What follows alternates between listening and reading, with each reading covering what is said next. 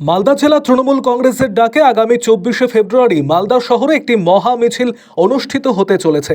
আর এই মিছিলকে সাফল্যমণ্ডিত করতে মালদা জেলা তৃণমূল কংগ্রেস এবং মানিকচক ব্লক তৃণমূল কংগ্রেসের পক্ষ থেকে প্রস্তুতি সভা অনুষ্ঠিত হলো মানিকচক ব্লক কমিউনিটি হলে রবিবার বিকেলে। কেন্দ্রীয় সরকারের জনবিরোধী নীতি সহ একাধিক ইস্যুকে সামনে রেখে এই মিছিল করা হচ্ছে তৃণমূলের পক্ষ থেকে বলে জানা গিয়েছে।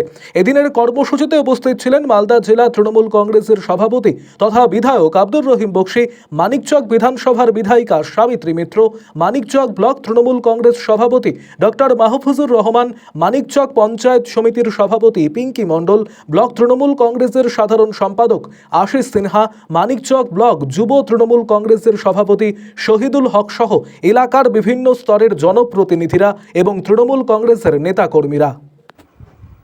আরও আপডেট থাকতে আমাদের ভিডিও শেয়ার ও ফেসবুক পেজটিকে লাইক করে ফলো করে দিন।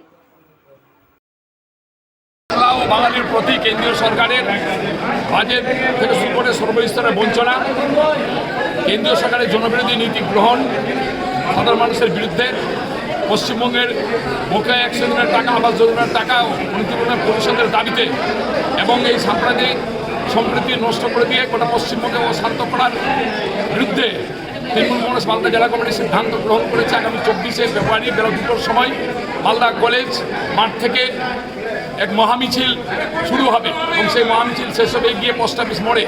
এই মহামিছিলকে সফল করতে আমরা প্রতিটা ব্লকে ব্লকে প্রস্তুতি সভা করছি। আজকে মানিকচক ব্লকে এখানে প্রস্তুতি সভা ছিল। এই সভায় আমাদের নেত্রী এলাকার বিধায়িকা সম্মানীয়া সাবিত্রী মিত্র উপস্থিত ছিলেন এবং ব্লক সভাপতি ছিলেন, সর্বস্তরের সমস্ত নেতা এবং জনপ্রতিনিধি উপস্থিত ছিলেন।